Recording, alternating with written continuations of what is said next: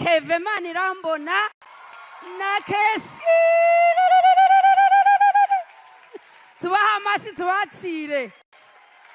Hallelujah. Hallelujah.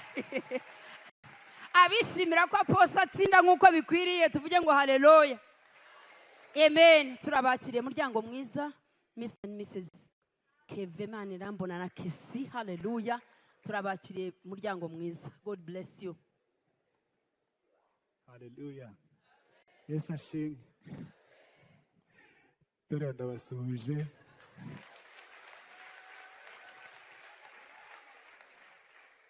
Mushumba wacu turabasuhuje.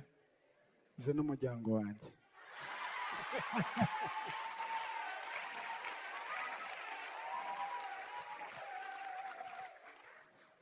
Kamunkondere mumagare n'abandi basigaye baduherekeje baze dufatanye hamwe gushima Imana. Umwanya muto turawukoresha neza.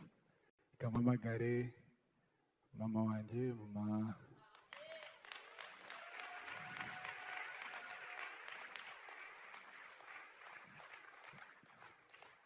Amen. Kamamagare pare wanjye.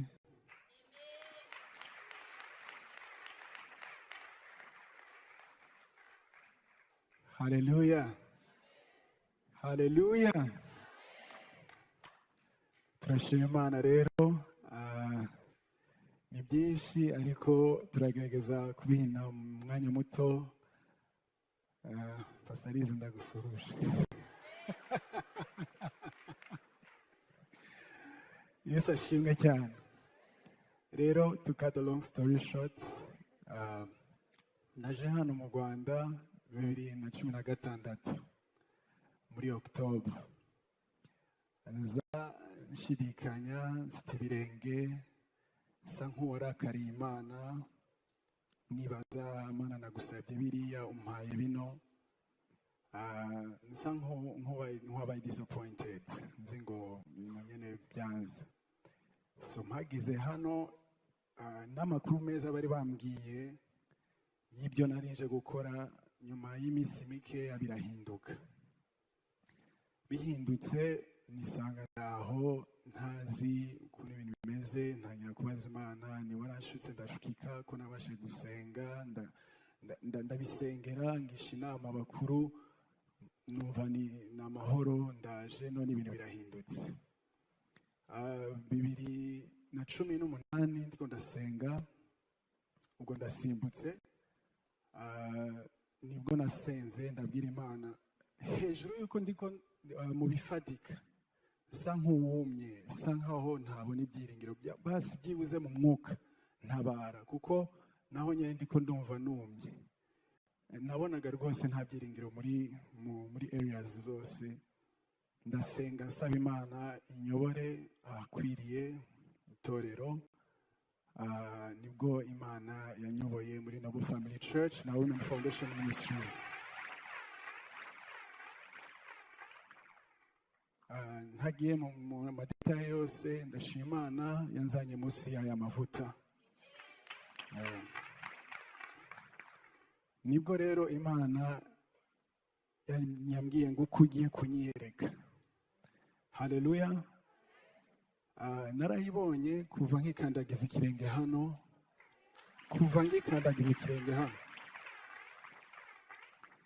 Imana yashizemo speed mu gusohoza amasezerano yanjye. Bajya bavuga ngo gutindira gutegera, ariko rwose giye wanzantegeye indege, ntabwo yantegeye taxi. Rwose narabibonye. Rero dukomeje, ndibuka umushumba tuganira muri parking asanze ambwira ngo Imana yambwiye ngo nkwishurire ugende Dubai, cyagiye cya Sisters Forever ya Dubai. Yarambwira ngo impamvu ntabwo ari voyage bisanzwe, ariko nabonye umugozi ukwiriye gucika, mbese nk'umugozi wa karande.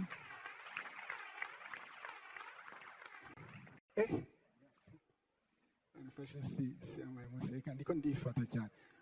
So arambwira ngo we ntabwo ari voyage isanzwe. Bene data naratanze ubuhamya, ibaza namwe nateguye urugendo mu munsi umwe n'igice.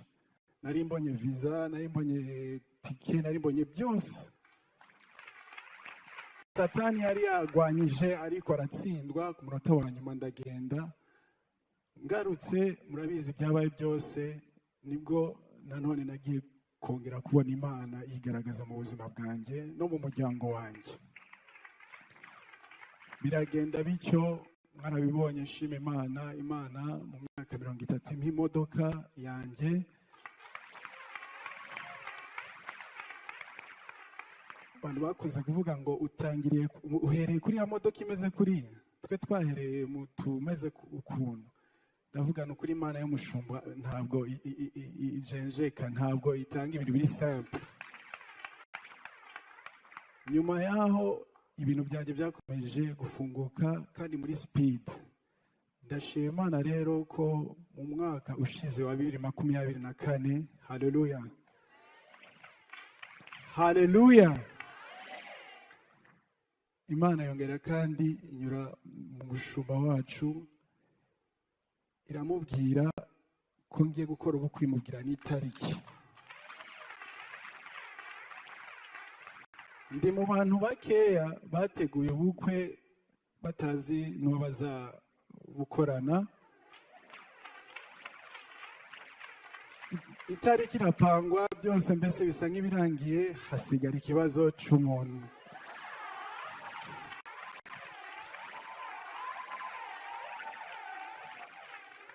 Ku buryo umushumba arangije kumanurira byose aravuga ni icyo tugusabye rero Kevin ni efata, fungura akanwa uvuge. Ndabaza ni ndabwira nde none? Murumva rero ni nko kubisengera, nagombaga kwigwariza. Umushumba arambwiye ngo njye narangije, ibisigaye ni wigwarize rero. Murabizi mwese tukuze kumubwira umushumba ngo uyu nuriya, ariko icyo gihe narabisengeye. Ndabisenge nta nubwo Imana yabitindije. Muri iyo process nyene Imana yamishuriye umuntu udasanzwe. Icyo nshaka kubwira abasanze ofisaka, ntabwo ari kure, ntabwo ari kure, ko ari igihe twebwe tureba ngo urumva Pastor Bob ntabwo yaje, Imana mubabarire. Hari ukuntu tuba twibaza ngo azava Canada, azava hehe, azava ariko usanga ari uwa hano, ariko Canada murimwo, amahanga murimwo, So rero jya umenya gusobanukirwa langaje y'Imana. Haleluya. Imana yarankundiye nsobanukirwa langaje yayo, irabinkorera mu buryo budasanzwe, imumufasha mwiza. Imana yatangiye kumbwira ko ari a wife material tutarabana, none maze ibyumweru 2. Ladies and gentlemen, nitwa Manirambona Kevin Paulin, nkafite umugore umwe, nkamaze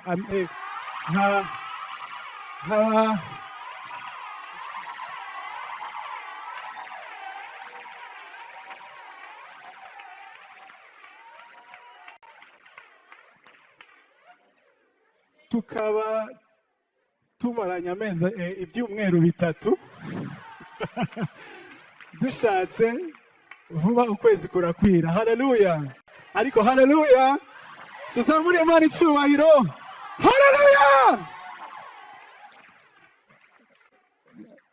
Niwe yari kubanza mu bisanzwe, ariko nashatse just kugira ngo mbahe iyo short testimony y'iby'Imana yakoze, kugira ngo musobanukirwe nawe navuga mumenye neza.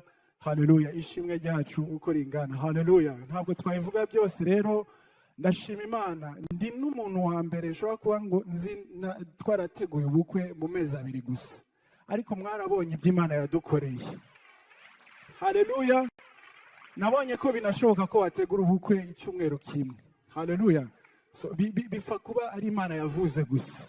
Haleluya. Imana isezerana kandi igasohoza. Haleluya. Rero turashima, kandi nk'uko twaje ubushize, ndabasezerana ko turi buhagarare hano dushima mu buryo burambuye kandi twabiteguye neza. Rero twaje nitwe duherutse, haleluya, gusaba Imana iduhe nk'umufasha inkore ubukwe n'ibiki, none naje. byose byarabaye twaje gushima imbere yuko nkomeza reka muhe nawe akomeze turaza kugaruka gato yitwa rero yitwa amazina akomeye cyane kuko ni amazina yavuye ku mana mu buryo buri surnaturel nimba nabivuga gutyo yitwa Rushama bisobanura ngo beloved one Shekina bisobanura glory hama Kesi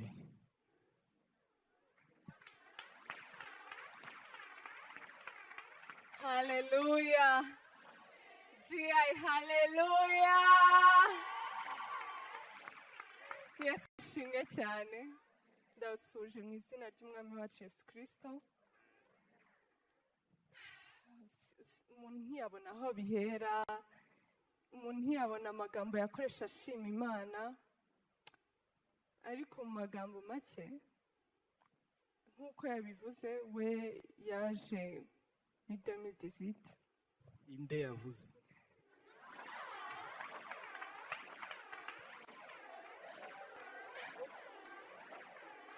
nk'uko umutware wanjye yabivuze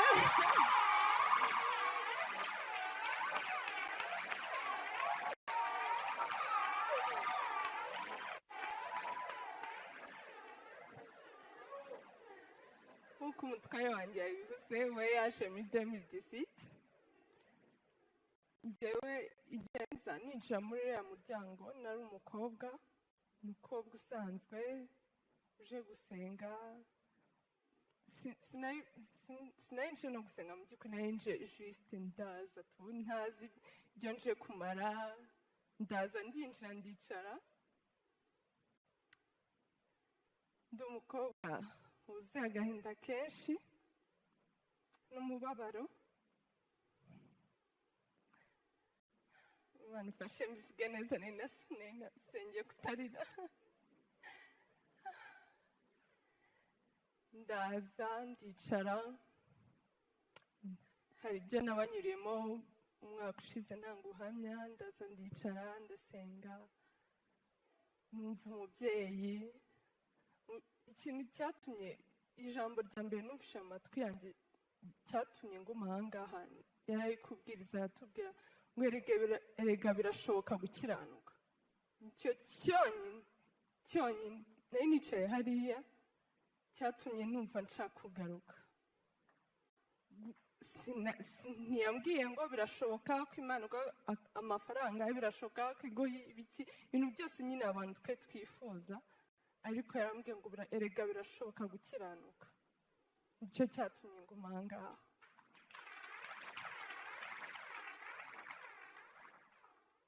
ndashima nabwo nkomeza ndaza ndererwa umuryango cyangwa ministry yitwa Girls of Impact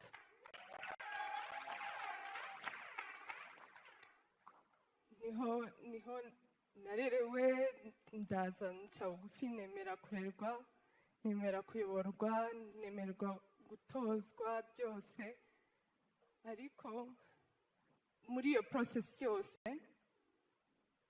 Imana irandinda irankuza inkiza amarangamutima nk'uko vision ibivuga igenda inkorera ibintu bitandukanye igihe maze n'ibintu maje kunkorera Yesu we numva nk'ubwonko bwanjye bugiye nko guturika ntabwo mbasha kubidijera neza burya iranyereka yanyeretse ko kuba aho nshaka bitari uguhomba ngira ngo turabona results ndashima Imana ninjiye muri uyu muryango rero ndi umukobwa udaherutse ikintu cyitwa umubyeyi nyine nabanaga n'abo tuvukana buri wese nyine turanye nk'abaturanyi mu nzu imwe buri wese acaho bisanzwe mama wanjye aba mu mahanga nsa nk'uwacanganikiye byarananiye no kumusanga byose ariko ni njye wahagaze aha ngaha 2 months ago umugore mu ihema mvuga ngo imana yarankomeje nta mubyeyi uhari, ariko nyuma ya 8 years ndagira ngo nshime imana ko uyu munsi duhagararanye.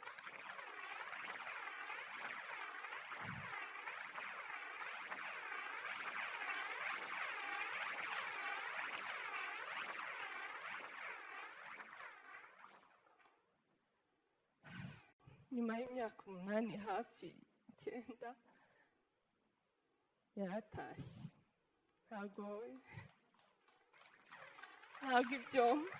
ntabwo umuntu yabibasobanura ngo abone amagambo. Ni byinshi byari gushoboka ntitubonane, cyangwa se akageraho agahura n'ibindi bintu, cyangwa se nanjye akazasanga narangiritse, wenda naranapfuye. Byose birashoboka, nta kidashoboka. Ariko imana izigama ijambo ryayo ku buzima bwacu, ataha aje gushyingira.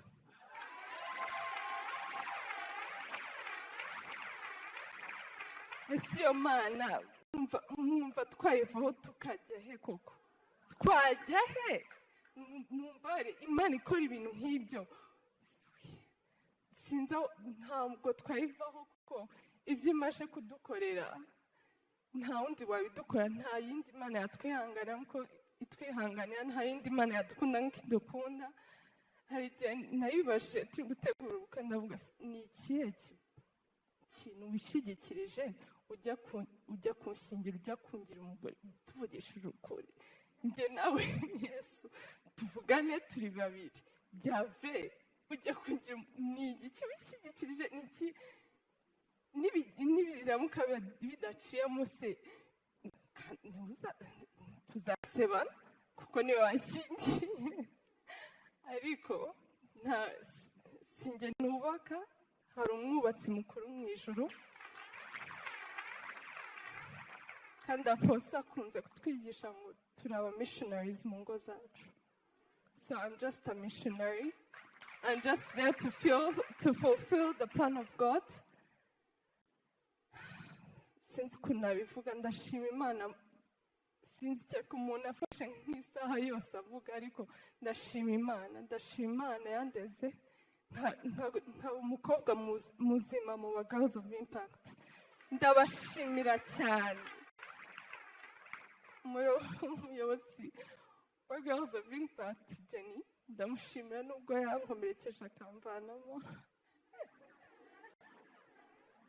baransezerera. Ariko ni abakobwa bazima. Umukobwa w'i Kigali utari muri GI antuka vrema uri hehe? Abo ni abakobwa ubamo ukava mu muntu muzima, ukaba umunyabwenge, ukuzura ubumana, ukavamo umugore muzima nk'uwo ndi uyu munsi. So tudatinze ntidutwara umwanya mwinshi, twaje gushima ko Imana yadukoreye ubukwe bw'igitangaza mu gihe gito. Twaje gushima Imana yaritaruye. Ntabwo umuntu yabona amagambo bivuga. Mu gihe gito kingana n'ukwezi n'igice, twicara tukarebana tukavuga se okay, ibintu harya Yesu yabivuzeho cyangwa wenda twumvishe nabi. Ariko ntiyemera ko ashaka kutwigisha ntidutinde, ntitwiringire imiryango, abantu in general, kuko ariyo yabivuze n'izabikora, yarabikoze. Turabishima Imana. Ntitwabura no gushimira umushumba.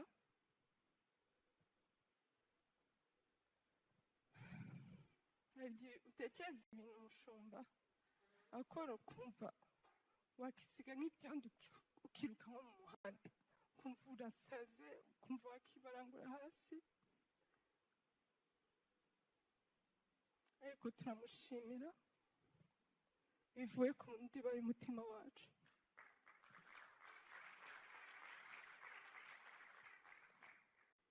Nta kindi twamwitira usibye kuzamubera abakristo beza no kumubera abana beza. Tukavuga yuko ntabwo azavunika duhari, twaje kugira ngo tumufate amaboko kandi kugeza impanda ivuze nicyo kizadutandukanya nawe pe.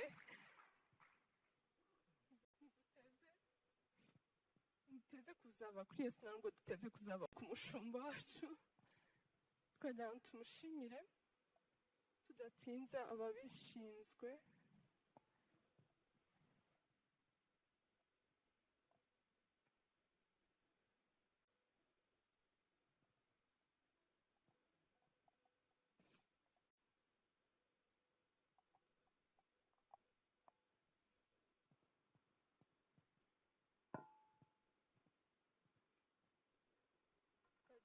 Ababishinzwe babimugezeho bazaniye n'itura umutambyi wacu umwaka utangira dushira ituro ku birenge by'iwe tumushimira.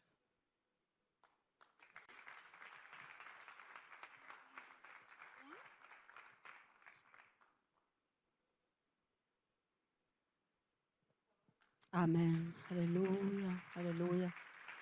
Saba umugisha, murakoze cyane Mr. and Mrs. Keve. Imana yo mwijuru ibahe umugisha. Tubakomera amashyi cyane. Haleluya. Tubakomera amashyi twese. Amen. Haleluya, haleluya, haleluya. Umunota umwe gusa twaje ntabwo twahagaze hano dupledginga umwe wese bw'iti cye, ariko twashaka juste tuhagarare hano nk'umuryango njye n'umufasha wanjye dutange ituro rya Build and Prosper nk'umuryango n'itafari. Wow. This is the beginning. Tuzakomeza. Haleluya. Nukuri Imana iduhana umugisha, mwakoze kudutega amatwi. Haleluya. Turashimira n'abandi bose, abantu bose batubaye hafi. Imana ibahe umugisha. Amen. Amen. Haleluya. Tubaha amashyi cyane.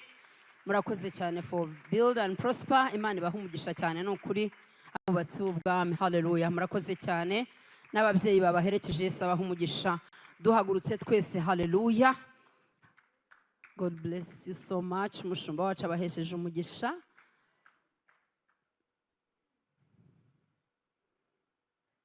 Amen. Duhagurutse twese hatabuze n'umwe rero. Twakira umubyeyi wacu tumukomere mu mashyi. Twakira Imana muri we. Apostle umubyeyi mwiza. Turabakiriye mu izina rya Yesu Kristo w'i Nazareti. Amashyi menshi.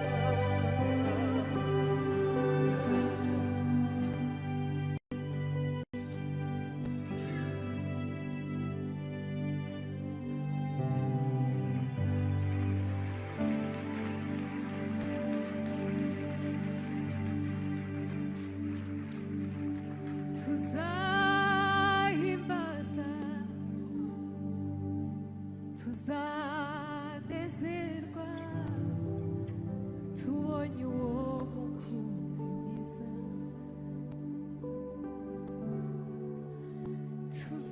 tuzavuza impundu kandi ducurange tubonye cya gihugu twasezera. Icyo ni cyo kidukomeza mu rugendo. Hari aho turimo kujya,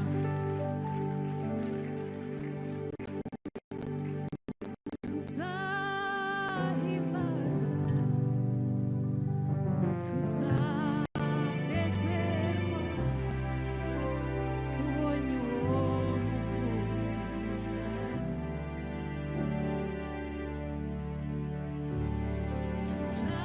tuzavuza impundu, hey.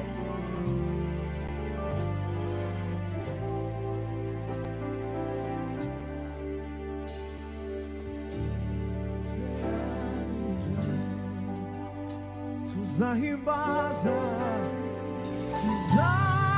tuzahimbaza.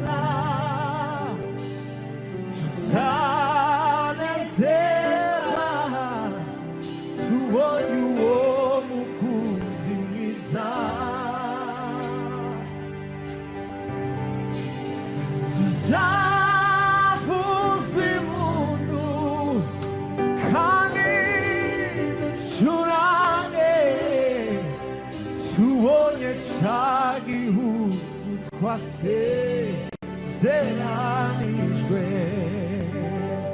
Tuzahimbaza, tuzahimbaza, tuzanezerwa tubonye ca mukunzi mwiza. Tuzavuzayo, tuzavuza impundu kandi ducurange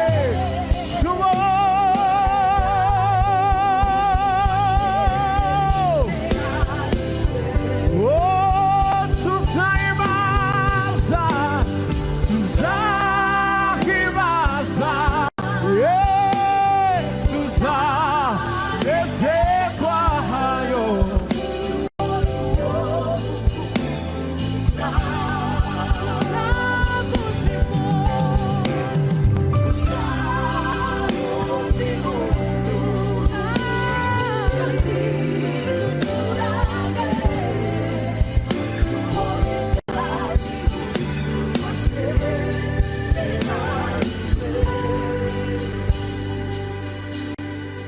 tuzaririmba cyane. Oh, haleluya, haleluya, haleluya. Tata turagushimiye nyakubahwa Imana, tuguha icyubahiro. Twaje kukuramya no kuguhimbaza nyakubahwa Imana ishobora byose. Icyubahiro no gukomera bikomeze kuba ibyawe. Duciye bugufi imbere y'amaso yawe, komeza guhabwa icyubahiro nyakubahwa Imana. Urera urakiranuka muri byose. Turagushimiye ko nta mana isa nawe. Twaje kukuramya no kuguhimbaza, twaje gushyira hejuru izina ryawe ryera, twaje mu buturo bwawe bwera, twaje kuvuga gukomera kwawe n'imbabazi zawe papa. Ayi mbega ukuntu ari byiza mwana. Umusore undakumva uri kure